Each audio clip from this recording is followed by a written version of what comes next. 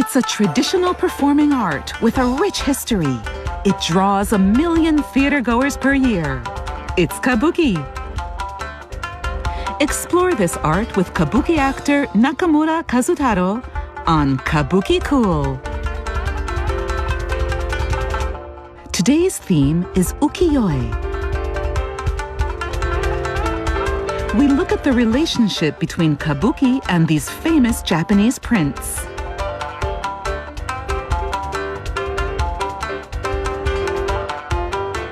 Let's open the curtain to find out more.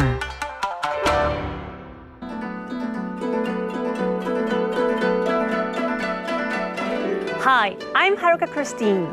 I've learned so much about Kabuki and how wonderful it is while doing Kabuki Kool. But the more I learn, the more I realize how much I don't know. Today, our theme is Kabuki and Ukiyo-e pictures. Let's explore them together with our guide, Kabuki actor Nakamura Kazutaro. Hello. Hello, I'm Nakamura Kazutaro. A very large picture has appeared.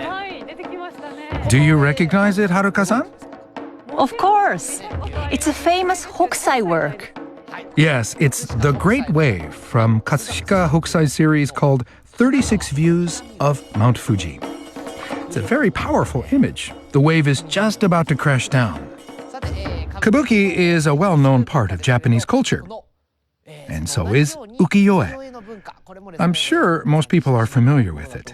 Yes. There were many genres to Ukiyo-e prints, landscapes like this, portraits of famous beauties, but a great many ukiyo-e were yakusha-e, or pictures of kabuki actors. This is one of the most famous of these prints. Oh, yes. It was made by ukiyo-e artist Sharaku. Think of these prints like publicity photos of popular stars today. Many kabuki actors were immortalized in these yakusha-e prints. Let's look at some more art. These show the premiere of popular kabuki play Kanjincho in 1840. This was the first performance? Yes, and these are actual prints of it. In Kanjincho, the famous hero, Yoshitsune, is suspected of treason by his brother. Yoshitsune and his followers, including the famous warrior priest Benkei, have to get through barriers set up to capture them. The central print shows the story's hero, Benkei. Togashi, who's responsible for the gate. And finally, we have Yoshitsune disguised as a humble porter with his followers behind him. Now, let's watch a modern performance of Kanjincho. Yoshitsune and his men are trying to escape from Kyoto to the distant northern country. But Yoshitsune's brother, the shogun, Yoritomo, has set up barriers throughout the land to capture him. Yoshitsune's retainer Benkei has the retainers disguise themselves as mountain priests and Yoshitsune himself as their porter. They claim to be collecting funds to rebuild the great Buddha in Nara. They come to a barrier at a place called Ataka.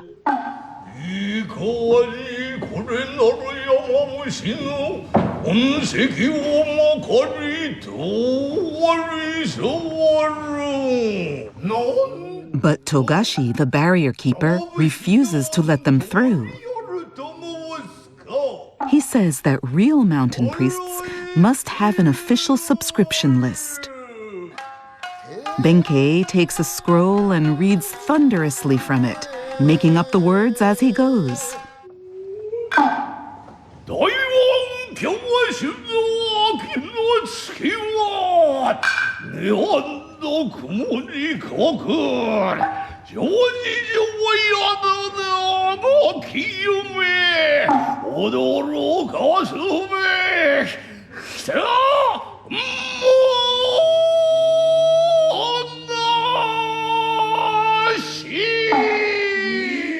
Still not convinced. Togashi questions Benkei on fine details of mountain priests. 手やまぶしの秀たちはすなわちその身を不動明の尊用にかたどるが期待にいただく時のいかにこれのうちの王冠にして12因縁の日だがたってこれをいただかけたる今朝はモンドロの高貴の鈴かけ足にまといし幅きないか泰造国時期の幅きとしょますさてまたやつのわらずが世ごと蓮華を踏むな心でありいる息がTogashi is convinced and lets them through the barrier.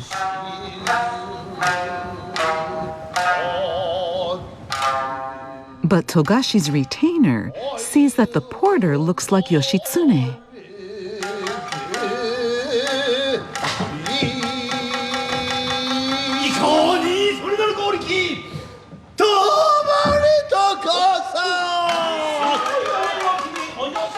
Benkei will do anything to save Yoshitsune.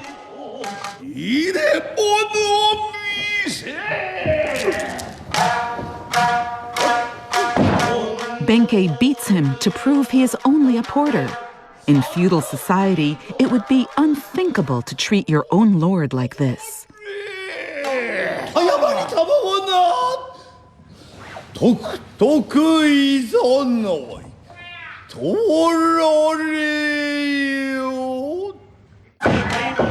Moved, Togashi lets them through the barrier, even though he knows it is Yoshitsune.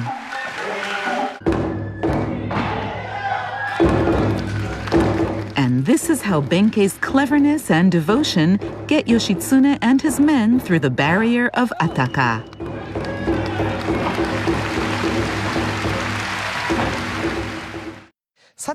Okay, Haruka-san, let's take another look at this ukiyo-e. Focus on the costumes, especially the one of Benkei. It's different from the one we just saw. He's not wearing black. This costume has stripes. Kanjincho actually began as a no play called Ataka. In Ataka, Benkei wears this striped costume. Danjiro the Ninth, the son of Danjiro the Seventh, who played Benkei for the premiere, wore a black costume, and that is the outfit that we use today. Interesting. Ukiyo-e shows us how Kabuki has changed over time. Exactly. In a time before videos or photographs, ukiyo-e was used as a medium for advertising Kabuki plays. Kanjincho also inspired another interesting set of ukiyo-e images. Let's take a look. These are both pictures of the same actor. Yes, they both show Ichikawa Danjiro the Seventh. He has hair on the left, but none in the right. Why is that? The artist drew the print on the left before the performance began. But in the actual performance, the actor had shaved his head and didn't wear a wig. So, the second print came after seeing that. That's why we have two different prints. I see. The next performance we'll watch is one we've covered on this show before. It's the Kurumabiki scene from Sugawara Denju Tenarai Kagami.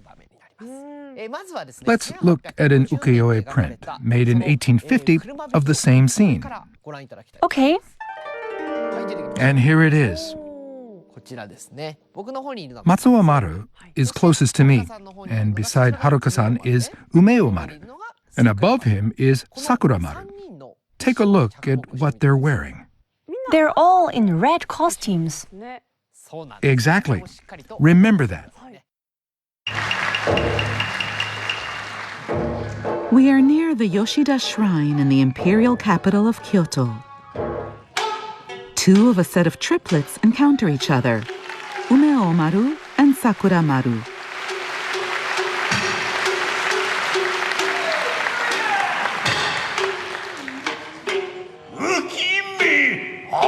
시시시히 노워도도 정변 이오냐 온레카 요이 도코로데데 그와시다.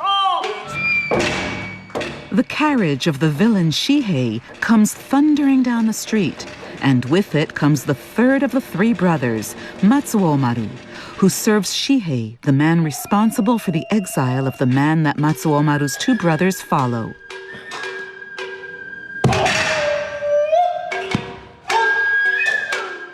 Matsuo-maru confronts his brothers who are stopping the carriage to get their vengeance on Shihei.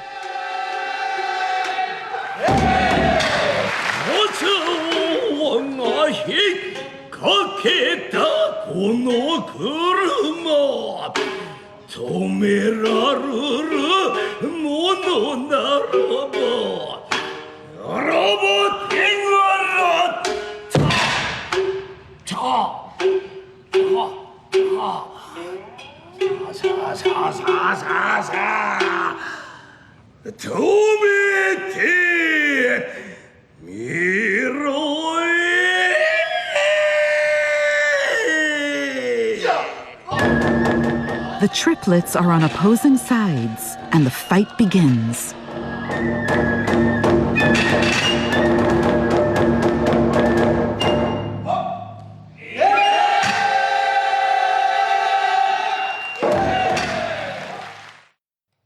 So, the brothers are triplets. But because Matsuo-maru is serving Shihei, he's become an enemy.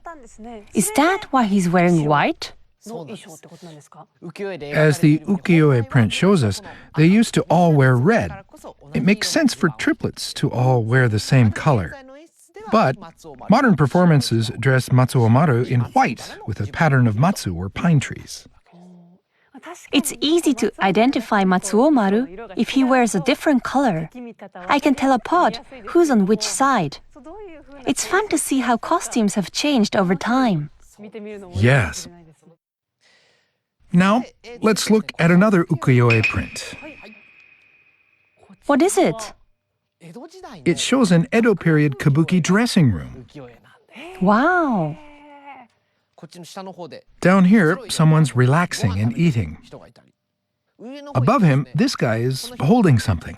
They look like swords, probably props for the show. It's a fascinating piece of art that really gets your imagination going, and how interesting that people have always wanted a glimpse backstage. Here's another work that shows the actors of the time partying at a Sumida River restaurant. People back then wanted to know what theater stars did off stage. They wanted to get a look at their everyday lives. But ukiyo-e is a picture. We don't know how much of what we see is real. Well then, let's find out. How? We can check some of the accuracy against this.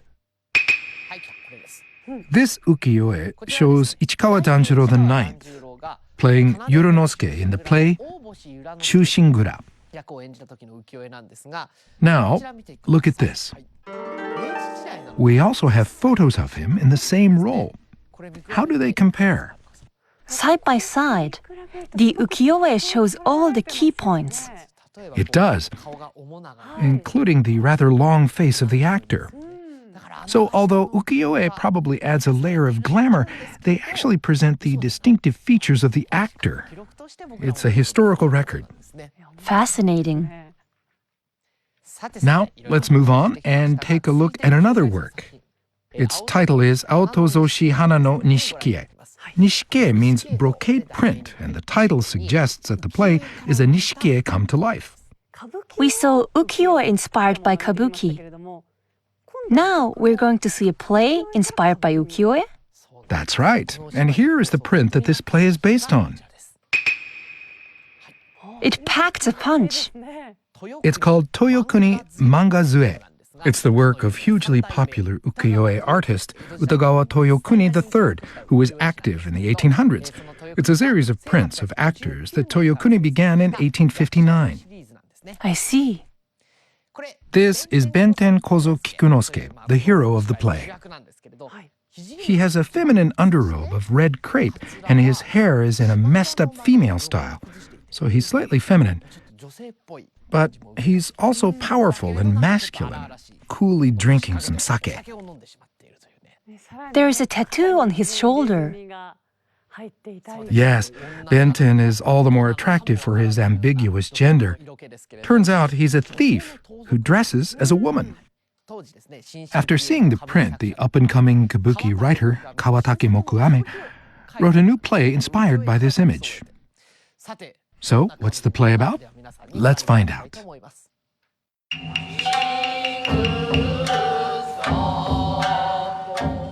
Princess Senju is on an outing to Hasedera Temple.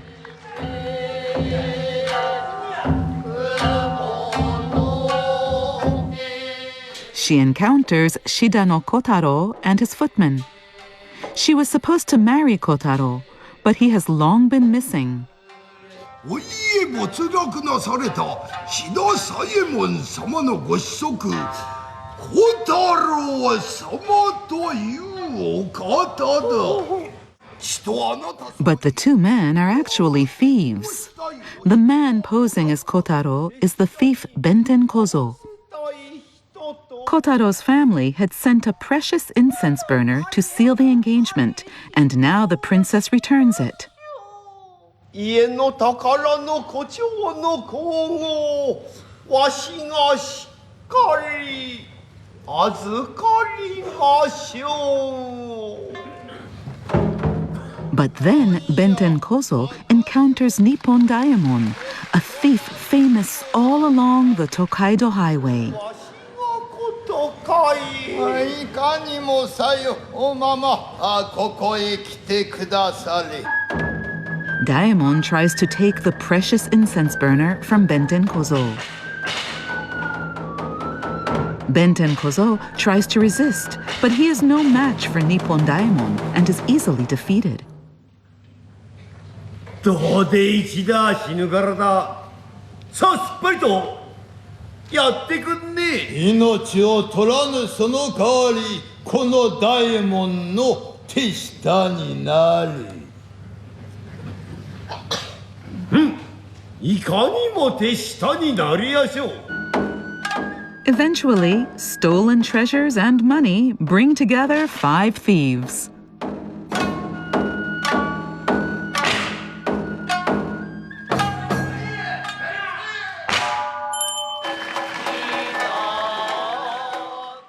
Now we are at a clothing shop called the Hamamatsuya. Benten Kozo poses as a girl from a good family, and Nango Rikimaru poses as the girl's footman. They say she has come for some things for her bridal wardrobe. 呉服店にござります。そういう膳でございますが、これなどはいかがでございましょう。これにしましょうわい。さようでございますか。 Benten Kozo purposely makes it look like the girl is stealing some cloth. もしちょっとお待ちなすってくださいまし。お隠しなすった比嘉の子を置いていってくださいまし。 The girl is beaten for being a shoplifter. But then, they prove that the cloth she tucked into her kimono was bought at a different shop. いや丸の中に山のりはこりゃ山形屋の主張の印。切れ離れよき。 They then try to use the fact that the girl has been beaten and falsely accused to extort 100 gold coins. 両家いたす。いやお侍。 But then, a samurai appears from the back of the store. 偽り者めなんとことに縁組定まりし娘というはまさしく男。なんで私を男とはい男であろう。Now, the girl's hair ornament falls. This is a technique that shows the exact moment when Ben-ten Kozo drops his woman's guise and reveals that he is a man. 아니, 뭐 바케차 이라레니. 오라 씨, 보. 出しちゃうぜ。お察しの通り、わっちゃ男さ。どなたもまっぴろ。ごめんね。知らずを言って聞かせようしょう。 He's been found out, but instead brazenly announces who he is. こゆすり語りなぜゆかりの弁天小僧菊之助た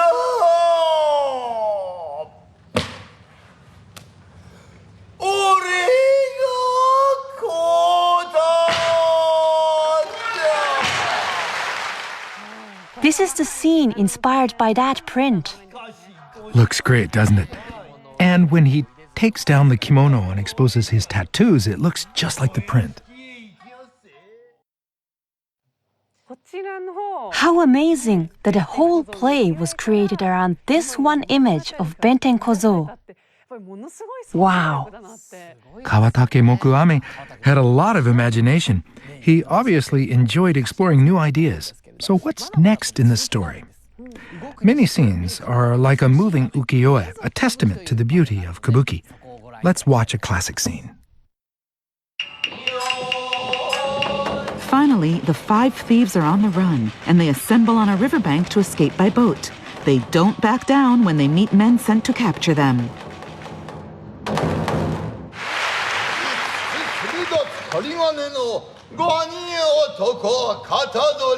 暗に相違の顔ぶれは誰知らなみの5人連れその名も轟く雷の音に響きし我々は1000人余りのその中で刻印打った頭分定価を定価ぬすっとの腹大きな肝っ玉ならば手柄にからめて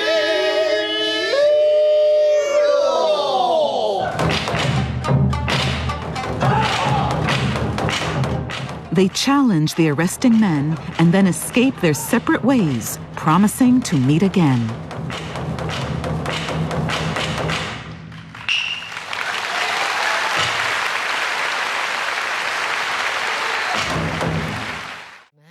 The Nishikie of the title is reflected in the play. It's very beautiful. What amazing costumes! We have a yakusha-e print of the 5 leading actors of the premiere in 1862. Let's take a look. Here it is. They're all attractive. It's great to see them all at once. You get a sense that these actors were like pop stars today. They all have enormous presence. Now, here are the costumes that we just saw in performance. Each pattern was chosen to suit its character. Let's get a closer look. Let's start in the middle. This was worn by Tadanobu Rihe and features clouds and a dragon. This is Akaboshi Juzaburo. Akaboshi, or red star, is a reference to Venus, or the morning star. His pattern is stars and hens. And on the far left is Nango Rikimaru, whose pattern features lightning and daiju. Daiju are fictional animals who descend to the earth when it thunders and then cause mischief. How interesting. Each character is reflected in his costume. That's right. The very first actor to play Benten Kozo was Ichimura Uzaemon XIII. He was only 19 at the time and later took the name of Onoe Kikugoro V. Yes, Benten Kozo became Onoe Kikugoro's most famous role. Sadly, he passed away in 1903, which is when this ukiyo-e was made. This is part of a genre of yakusha-e known as shinie or death prints. They were commemorative portraits made when a kabuki actor died. They served the role of an obituary notice in the newspaper. It shows him dressed as Benten Kozo. That's right. Benten Kozo was Kikugoro's star role and his final role, so they drew him in that costume for his shinie. I see. We've looked at lots of ukiyo-e today. Interesting, right? Do any of your family appear in ukiyo-e? Actually, yes, there are. Here, take a look. Okay. Take a look at the white-haired old lady near you, Haruka-san. That's the one. This is my ancestor, Nakamura Kanjaku III. His son, Nakamura Ganjiro I, became the founder of my family. Amazing. Even before photos, pictures like this still remain and show us a piece of history. It feels very personal to me. I'm sure. We've explored the relationship between kabuki and ukiyo-e today. Any thoughts, Haruka? Next time I see ukiyo-e in a museum or a gallery, I'll think about how they connect to kabuki. It'll add a different dimension to it. In fact, there are many ukiyo-e in collections abroad. So, wherever you are, see if you can look at some ukiyo-e prints near you. And take a moment to think about kabuki. Please visit our website. There are lots of explanations of Kabuki. You can also see videos with a digest of the program. You can ask Kazutaro-san questions. Send us lots of questions and comments. We look forward to receiving them. Okay then, It's time for our ending. let's try kanjincho. Got it. 本日はこれぎり